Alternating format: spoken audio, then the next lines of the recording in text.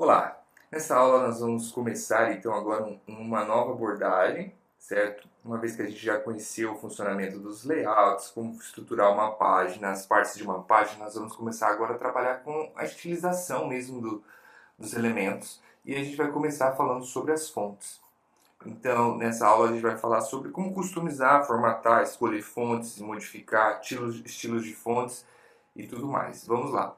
Então, uma fonte, né, ela é uma característica visual importante para um site. Então, quando você entra num site, entra num sistema web, você nota a fonte e a fonte já cria uma marca, né, cria uma identidade para aquele site, certo? E aí, o uso das fontes e o uso correto das fontes vão garantir que a gente possa ter uma leitura mais fácil ou uma leitura tornar mais difícil fazer a leitura. Tudo bem? Então depende muito também do propósito, da quantidade de conteúdo que tem no site, de tipo de conteúdo, se é uma coisa mais de entretenimento, se é uma coisa mais séria. Existem estilos de fontes e aí cada fonte se adequa para a necessidade que a gente vai tentar resolver. Então tem que pensar muito bem. Normalmente essa tarefa é uma tarefa feita por designers, né? São as pessoas que escolhem as fontes, mas ainda assim, eventualmente, na falta de um, você vai tentar escolher, você vai.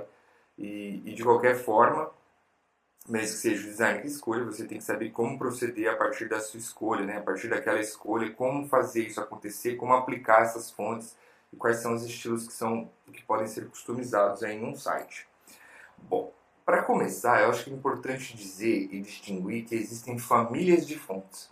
Então, de um modo geral, nós temos 5 famílias genéricas de fontes. Então, toda fonte vai fazer parte de uma dessas famílias. Então, nós temos a família serif, a família sans serif, a monospace, a cursive e a fantasy. Bom, de um modo geral, a gente vai trabalhar quando a gente está trabalhando em tela, a aplicação de um site, desenvolvimento de um site, o ideal é escolher uma fonte da família sans serif. Por que sans serif? Porque a serifa, que é normalmente utilizada para impressão, quando nós colocamos serifa no papel, a fonte impressa permite com que a gente leia melhor o texto. Certo? Então eu trouxe aqui um exemplo do que seria essa serifa, vamos dizer assim. Então eu tenho uma fonte, por exemplo, a letra F, onde ela não tem a serifa, e a letra F com serifa. Veja que essas bordinhas, essas curvas, elas são chamadas de serifa. Veja que está em vermelho aqui as serifas. Então, de um modo geral, quando você vai ler no papel, o olho, o ser humano gosta de ler as coisas com essas voltinhas. Mas na tela é um pouco cansativo. Então, o ideal é que não tenha serifa, ok? Então, de um modo geral, é isso. Então, se eu tenho texto, uma grande quantidade de texto, escolha uma fonte sem serifa. Talvez um título, talvez uma outra coisa específica, você pode escolher um pouco texto, um destaque, alguma coisa que daí não vai cansar o usuário. Aí você pode optar por uma fonte com serifa.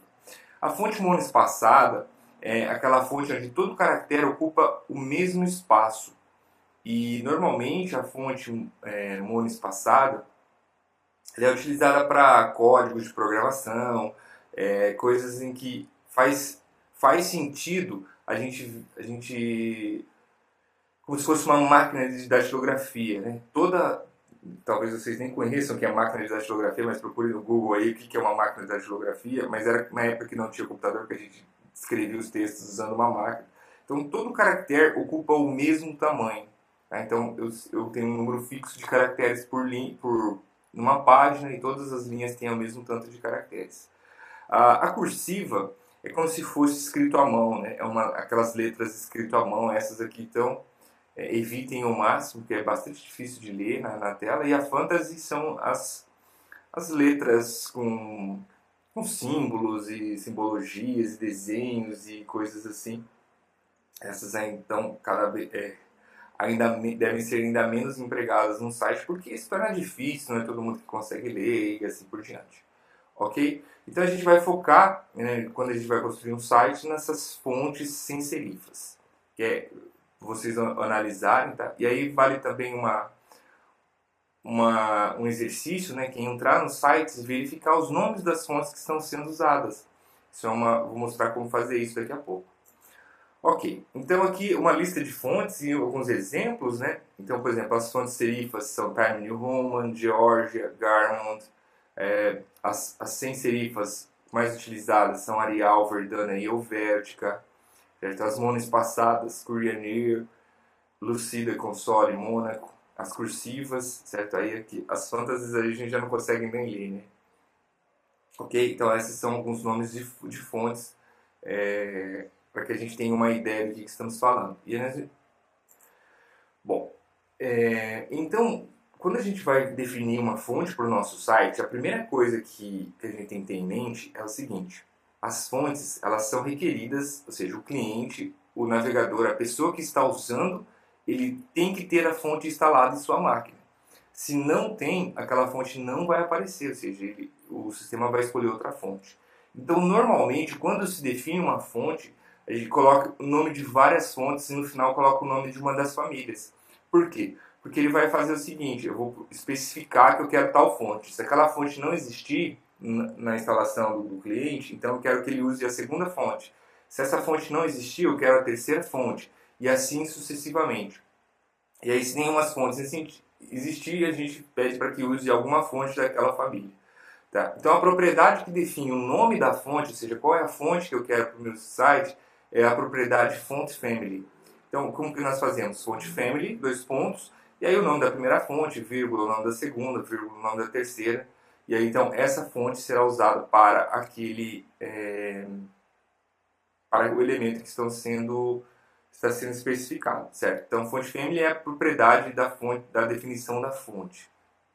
Lembrando mais uma vez que essa fonte tem que estar disponível no cliente. Se não tiver, ela não vai aparecer. Então, se você especifica o nome de uma fonte, sei lá, você tem uma fonte instalada na sua máquina e você define que você quer o site com aquela fonte, quando você acessar na sua máquina, você vai ver a fonte. Mas quando você for para outro lugar, talvez você não vá ver a fonte. Então aí acaba que não é muita vantagem, a gente precisa ficar ligado nessa questão. Aí o W3 Schools ele faz uma lista de fontes que ele coloca como fontes seguras, certo? Essas fontes seguras são fontes que você pode utilizar que provavelmente vão estar disponíveis. Então traz aqui uma lista de fontes seguras, está aqui o link que eu tirei, essa lista, tá? Por exemplo, Arial. Arial é uma fonte segura. Provavelmente todos os dispositivos possuem a fonte Arial. Verdana, mesma coisa. Helvética, veja que essas são fontes sem serifas. Mas se por um acaso você quiser uma fonte com serifa, Times New Roman, certo? Depois Georgia, Garamond, Courier e BrushScript, ok? Que é uma fonte cursiva. Aqui essas listas de que provavelmente essas fontes estarão disponíveis no cliente. Depois, ainda assim a gente vai ver que é possível a gente definir uma fonte e tornar essa fonte disponível mesmo que ela não esteja no cliente. A gente vai ver duas formas de fazer isso.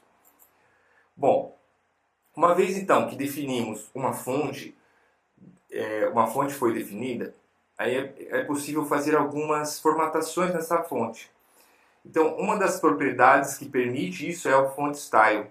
E ela só serve, na verdade, para definir que a fonte é itálico. Então, nós temos essas três opções para a font style, que é o normal, que é o texto sem estar itálico, itálico e oblíquo, sendo oblíquo um tipo diferente de itálico. É muito parecido, na verdade, pois eu vou mostrar para vocês na prática. E aí a gente coloca font style, dois pontos, qual é a propriedade que nós queremos. Por exemplo, italic. Normalmente a gente vai definir font style italic. O normal seria o que já é o padrão, então não precisamos definir o normal. Além do itálico, é possível deixar uma fonte negrito. E o negrito ele é definido pela propriedade font weighted, certo? Que seria tipo a grossura da fonte. E o font weighted ele aceita alguns nomes, que é bold, bolder e lighter, ou ele aceita números que vão de 100 a 900, sendo de 100 em 100, pulando de 100 em 100. Então, você pode colocar font weighted e um número, onde o número 700 é o negrito, é o bold, ok? Então, algumas fontes, elas não têm muita distinção, a gente não consegue ver muita diferença de um 800 para um 900, de um 800 para um 600 ou 700. No entanto, isso depende muito também do tamanho da fonte. Quando a gente aumenta o tamanho da fonte, essa distinção se torna mais clara. eu consigo ver a diferença de uma fonte 100 com uma fonte 200, uma fonte 300 e assim sucessivamente, tá certo? Então, font style define o itálico e font weight define o negrito de uma fonte. Por fim, é possível também definir uma fonte em caixa alta. Veja que caixa alta não é maiúscula, tá? E aí o padrão para caixa alta é small caps. Sendo o small caps, se a gente definir small caps, a gente vê que a fonte ela consegue ainda distinguir maiúscula de minúscula, mas na verdade ela se torna em caixa alta, que é o formato de caixa alta quando a gente estudava, fazia vamos escrever em caixa alta, algo como se fosse daquela forma. Não é exatamente em maiúsculo, depois a gente vai ver que existe uma propriedade para definir o texto em maiúsculo, que é diferente da propriedade de definir em caixa alta.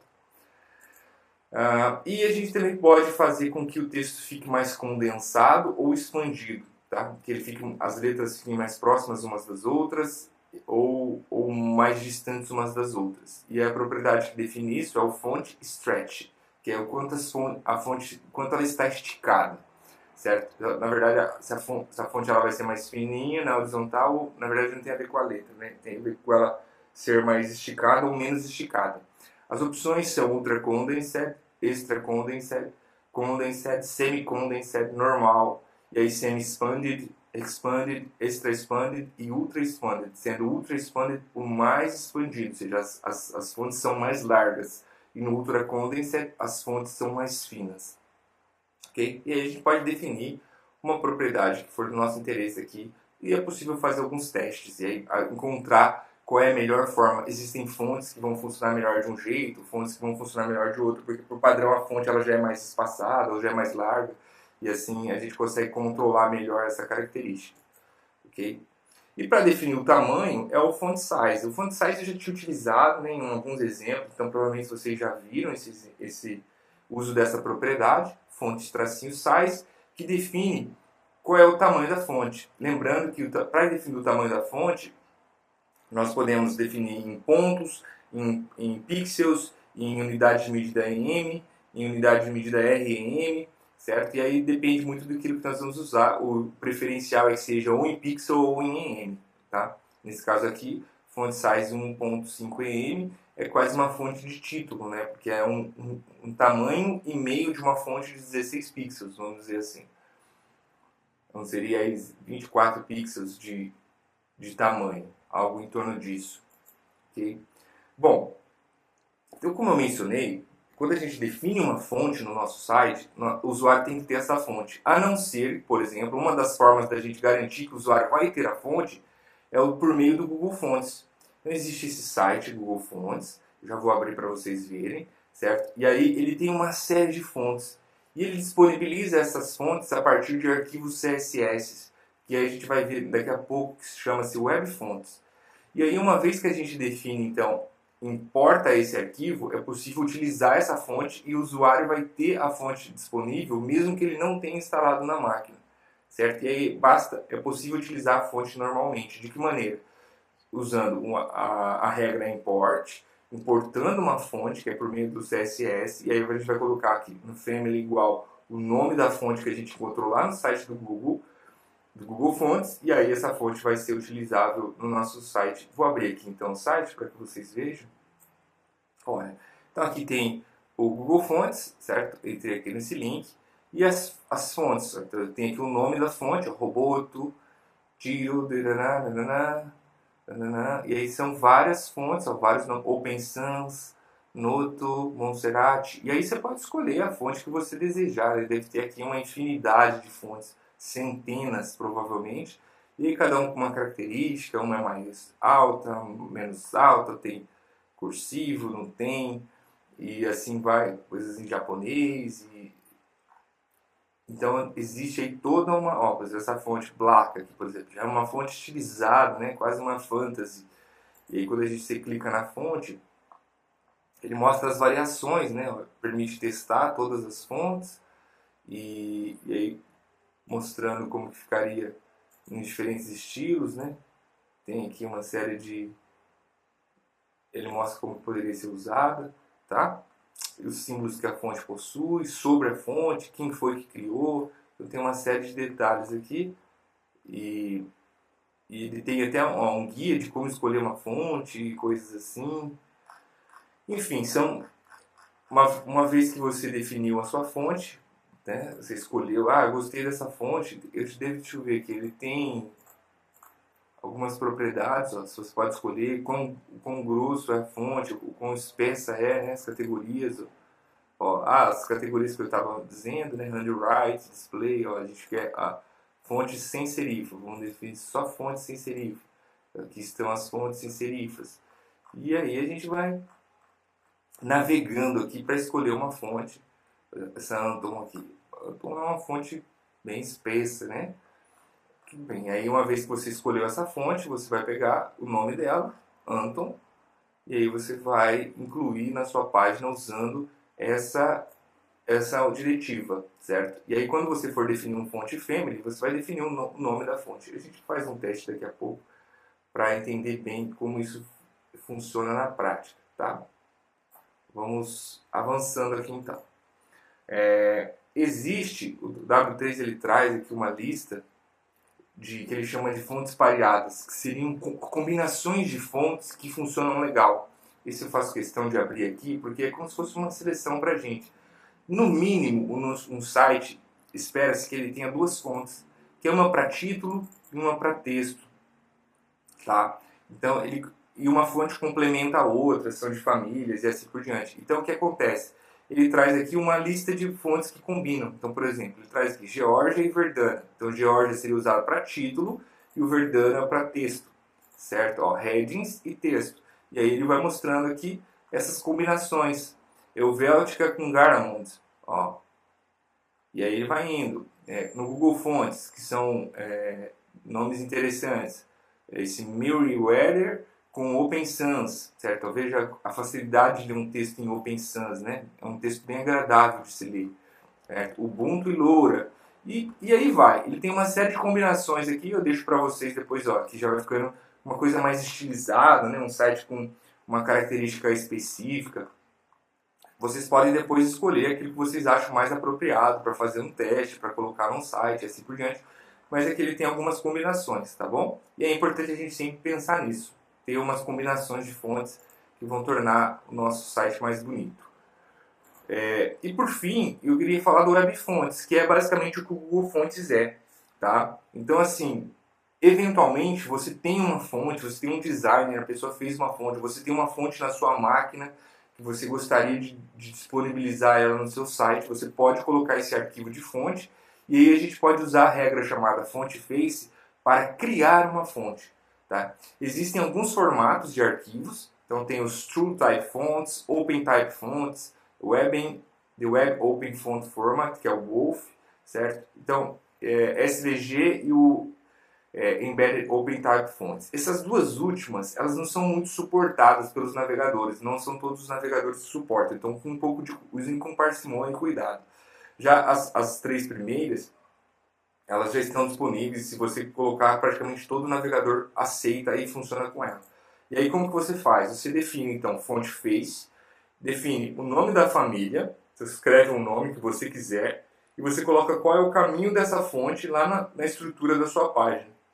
E aí quando você vai usar, você só define fonte family e o nome da fonte que você definiu. E essa fonte vai ser incluída no site, porque o usuário já tem essa fonte, certo? Bom, feito isso, a gente vai fazer alguns exemplos, vamos fazer alguma customização aqui. Tá? Não quero deixar o vídeo muito grande, mas vamos lá. Ó, quero mostrar a utilização do Google Fontes e tudo mais. Então nós temos aqui, ó, um título e um texto, certo? E aí a gente vai só definir, veja que eu tenho o Google Fontes aqui, ó. Eu vou colocar, então, um import, essa fonte que eu acabei de ver com vocês, que foi o Anton, eu vou definir ela aqui, ó, Anton. Certo? E aí, então, ele vai atualizar para Anton, ó, veja aqui. E aí, opa, só que agora eu tenho que definir aqui que a minha fonte é a Anton. Certo? Incluir ela, agora eu defino título, então esse é o Anton. E aí a gente tem aqui algumas propriedades, por exemplo, font stretch, eu coloquei expanded. Vamos colocar ultra expanded, vamos ver se dá alguma diferença. Ultra expanded. Por acaso aqui não fez muita diferença, certo? O font weight está 900, vou colocar um font weight menor, porque a fonte já é uma fonte espessa. Opa, widget, está escrito errado aqui. Font widget, ok. Então agora ficou, veja que a diferença, ó. Vou colocar aqui um 400. Aqui. Vou aumentar um pouquinho o tamanho dessa fonte, vou colocar um 3.5 mm para que ela fique maior, certo? Uma cor aqui, aí a cor a gente pode colocar, e ela está com variante de small caps. Eu vou tirar essa variante aqui, só para a gente ver ela sem a variante. Ó, ela vai ficar dessa maneira, tá? E aí nós temos o nosso texto. O texto eu estou usando Verdana e sans serifs, certo? Eu coloquei com fonte Style Italic, com a cor cinza, certo? Então esse ficou o nosso texto, usando o input aqui e tal. A gente poderia até diminuir o tamanho desse quadro aqui. Vamos ver uma coisa, como ficaria num tamanho menor. Ficaria dessa forma, certo? O azul aqui não ficou tão bonito, essa cor, né? Vamos tentar achar uma cor mais bonita. Esse roxo aqui não ficou lá uma cor lá das melhores, né? Vamos ver aqui. Eu tô ruim de escolher assim aleatoriamente, não tá funcionando muito legal, né? Mas enfim, aqui a gente define então essas propriedades. Ó, vou tentar colocar o texto negrito aqui só para vocês verem. Font waste. Nesse caso, se eu colocar aqui um font waste 700, ó, que é o negrito, o texto fica aqui em negrito, certo? Não é tão fácil de ler um texto em negrito. E vamos colocar um fonte stretch. Vamos ver o stretch. Ver se eu escrevi certo. Stretch. Isso. Eu vou colocar o Ultra. Vamos ver Condensed. Vamos ver como fica Condensed. Se ele vai ficar muito. Pode ser que essa fonte não vi diferença. Pode ser que não tenha muita. Vamos ver se eu colocar um Ultra Expanded, só para ver. Expanded. Nem todas as fontes podem funcionar essas propriedades. Às vezes a fonte não tem essa característica de se estender e coisas assim, e aí o sistema acaba não mostrando. Mas enfim, era isso que eu gostaria de mostrar para vocês, certo? A gente começou então a parte de formatação de texto. No próximo vídeo, hoje nesse vídeo, a gente falou sobre as fontes. No próximo a gente vai falar nos textos no geral. E aí são muitas propriedades que permitem a gente customizar ainda mais o nosso texto, tá bom? Então até a próxima.